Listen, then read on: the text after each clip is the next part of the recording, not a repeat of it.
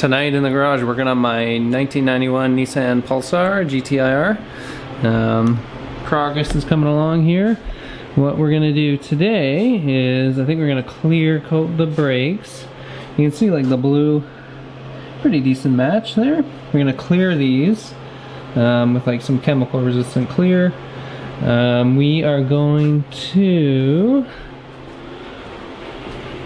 install this boot seal on the shifter. I think when the last person changed the clutch, they either lost or this piece just fell apart. So the striker for the shifter is just kind of unprotected in there right now. They just kind of like goop some silicone on there, and there's like an inner shield and an outer shield. The outer was still there, but the inner was gone, so I'm going to replace that. I may bolt on the rear suspension and do that, and then I think I'm going to get started on doing the valve cover gasket, because I cleaned it up a little bit, but it's leaking some oil dripping down a little bit, so I figure, well, it's taken apart like this, might not be a bad idea to replace that gasket, so we'll probably get started on that too.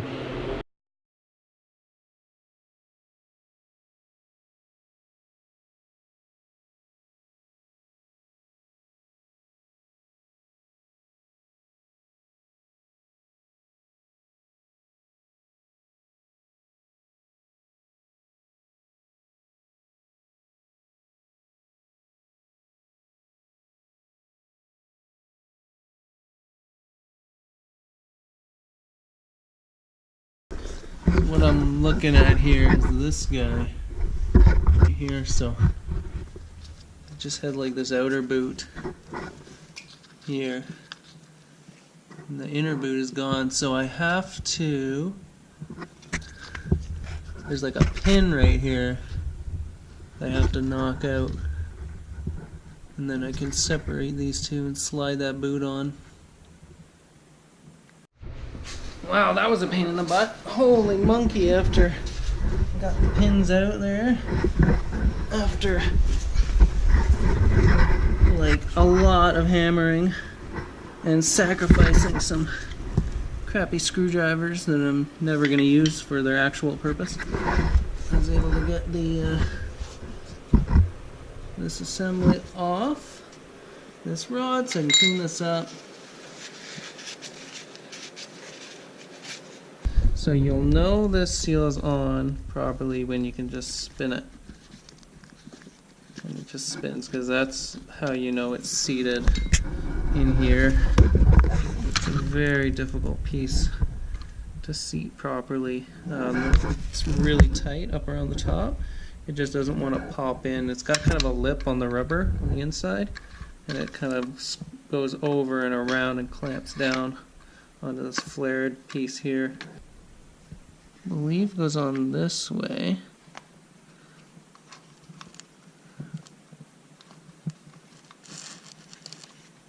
Doing this one-handed.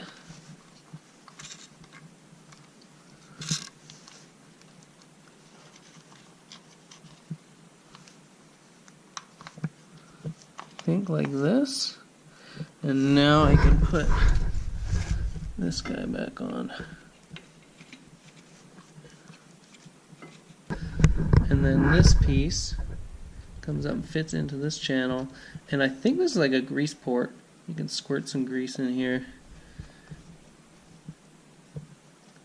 So yeah, that's it. So it's pretty sealed in, so I'm glad I got this seal. They had this at Nengun. I'm not sure if they have any more. I guess I could find the part number for you guys, but here's the part number for that inner seal. So this first pin I was able to hammer in pretty easily, and then I think the way this works, the second pin locks everything in, locks in the first pin.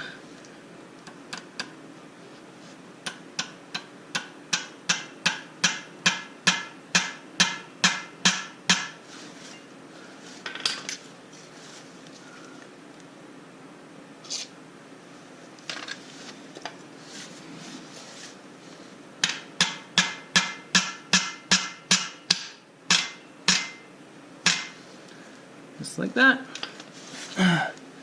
And then get this WD-40 out of here.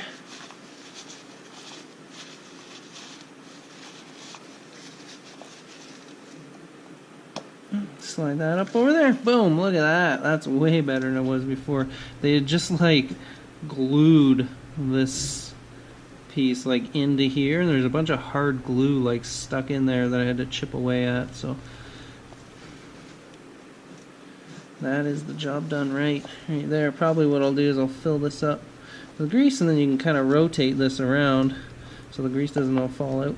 Something like that. This linkage back on.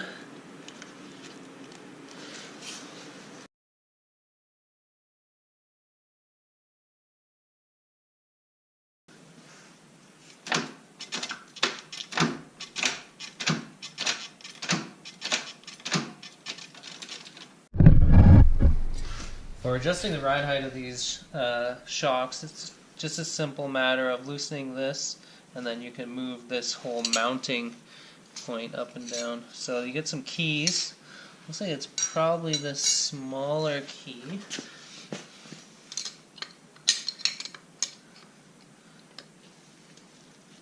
Just loosen that.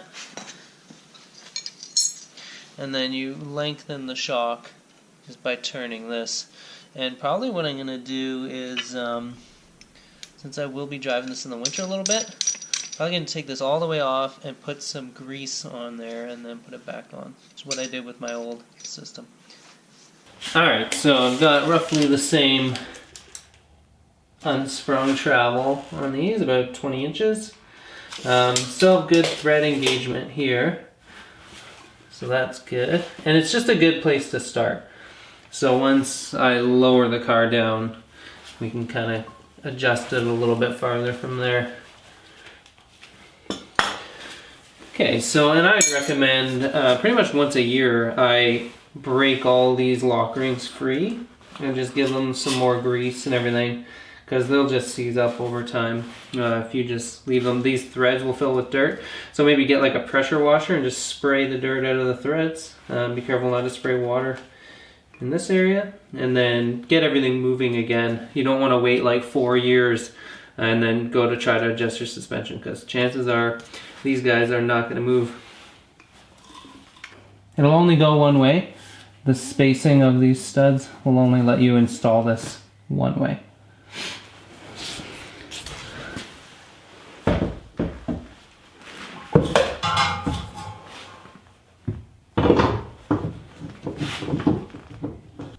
Of course, it helps if you install it on the correct side.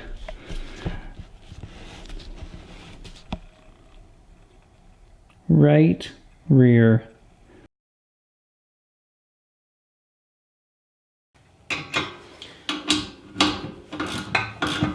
Now keep in mind, you're gonna have to make like camber adjustments, and probably I'm gonna have to make ride height adjustments, and then you want a little bit of preload probably on the spring. The spring's pretty loose right now, so I'll probably add a little bit of preload to the spring.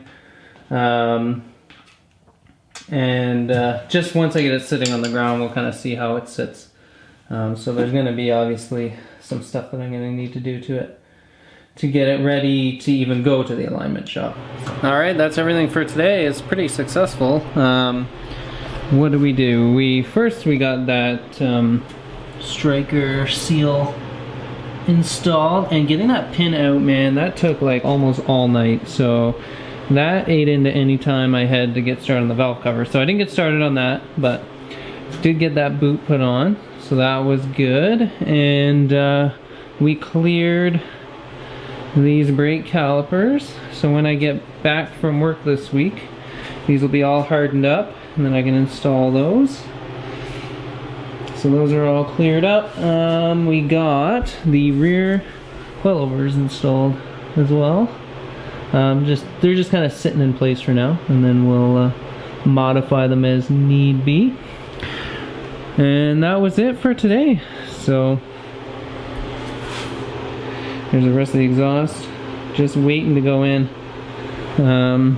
I did decide that I'm going to rebuild the turbo So I got all the parts coming to rebuild that. So I'm going to hold off on the exhaust until I get the turbo rebuilt. So that is on the way. Probably do that next week. And that's it for now.